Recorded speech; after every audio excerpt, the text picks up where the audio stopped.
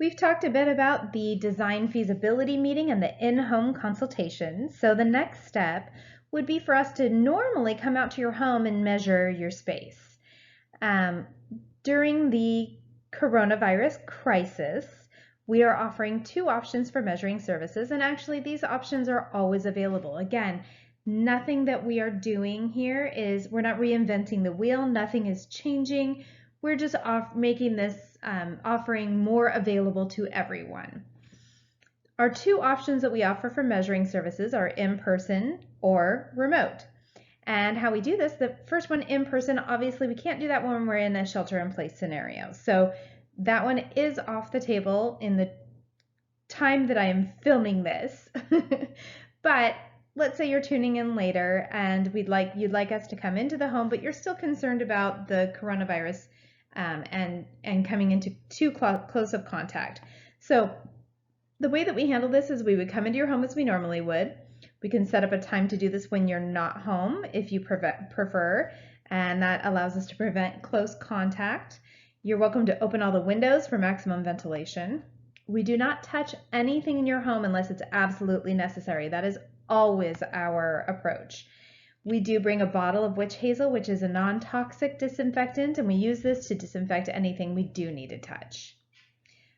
Option two is that we provide you with a measuring guide, and we walk you through the measuring process, and I'll show you a little bit of that later on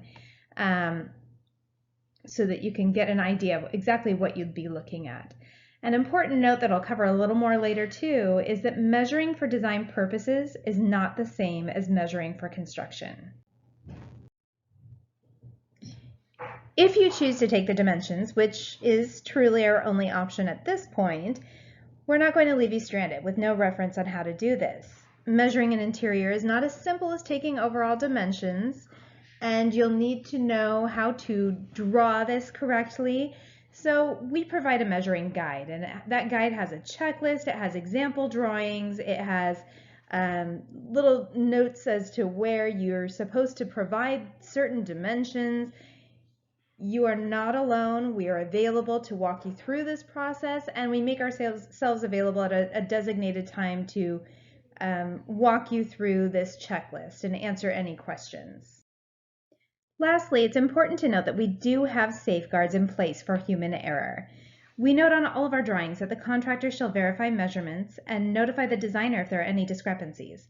So while it's important to be as accurate as possible, we do have that safeguard in place, and we do understand that human error does exist. We've made our own mistakes in measurements. It's not unusual, and that's why we always say, of course, measure twice, cut once. We always say measure 3 to 5 times and draw as many times as needed to make sure it's accurate. So it's okay to feel unsure and know that we're here to guide you through this. We know that we can do this successfully together.